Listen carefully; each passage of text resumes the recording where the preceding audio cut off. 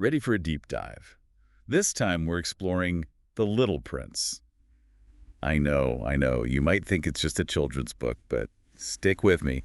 There's a reason it's a classic. We'll uncover those hidden gems together. There's a depth to The Little Prince that often gets overlooked. It's a story that stays with you no matter how old you are. And it all begins right off the bat with that drawing. A boa constrictor that swallowed an elephant. You remember that? And the adults, what do they see? A hat. Exactly. It's just a hat to them. And it's funny, sure, but it makes you think, doesn't it? How often do we, even as adults, miss what's really there because we're so focused on the surface of things? We lose that childlike sense of wonder. Which is exactly what Saint-Exupéry wants us to reclaim. Remember the dedication to Leon Worth when he was a little boy. It's like he's reminding us to see the world through those eyes again, with that same sense of awe and possibility. Think about it. When was the last time you were truly amazed by something? And I don't just mean impressed. I mean that childlike wonder, that feeling of being completely captivated by something. It's a powerful feeling. And for the narrator, that feeling is reignited in the most unexpected way. He's stranded in the desert. Stranded, lost. It's a feeling we can all relate to, can't we? Absolutely. And it's in that moment of vulnerability that he meets the little prince. This chance encounter, this unexpected connection, it changes everything. It opens him up to a whole new way of seeing the world. And the little prince, he doesn't waste any time, does he? He's got this way of cutting through all the noise, getting right to the heart of things. Like with that very first request, draw me a sheep. Simple, right? But loaded with meaning. It's like he's testing the narrator. Can you still tap into that part of yourself? The part that knows how to imagine, how to create. And the narrator, this pilot, who's so used to logic and reason, he struggles.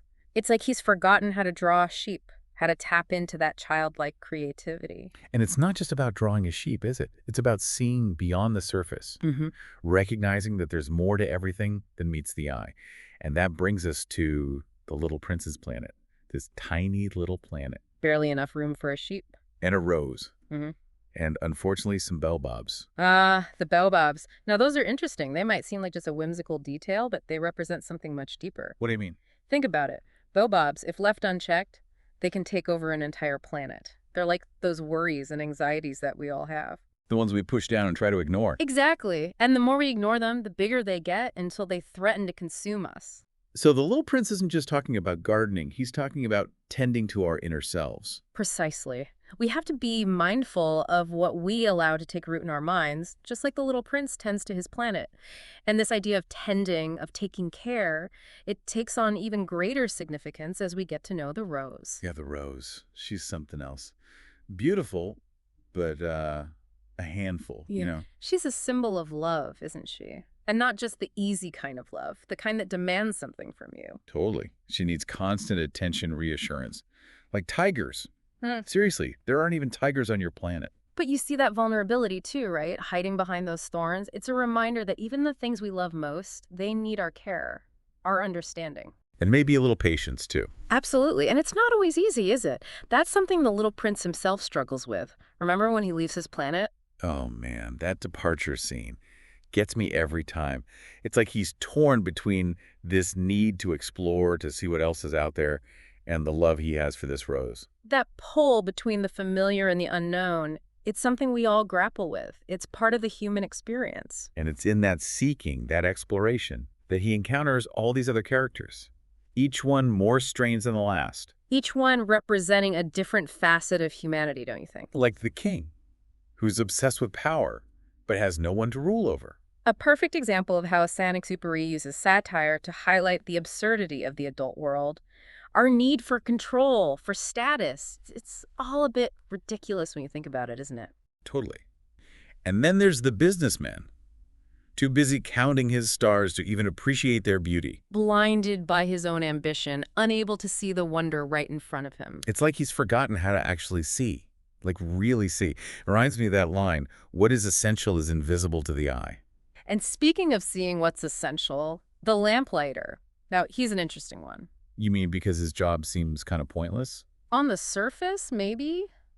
But there's a beauty to his dedication, wouldn't you say? This unwavering commitment to his task, even as the world spins faster and faster around him. Yeah, it's like he finds meaning in the doing itself. not in the outcome. Exactly. It's a quiet kind of fulfillment, not driven by ego or the need for recognition, just a simple act of service, performed with care and consistency. Makes you wonder what would happen if we all approached our own tasks with that same level of dedication. It's a powerful thought, isn't it? But perhaps the most profound lesson about meaning, about connection, comes from the encounter with the fox. Ah, the fox. Now he's a character who really gets you thinking. He goes beyond just telling the little prince what's important. He shows him. Through the idea of taming, Mm. it's about more than just looking, isn't it? It's about really seeing something, understanding it. And appreciating it for what it truly is. The fox says it best.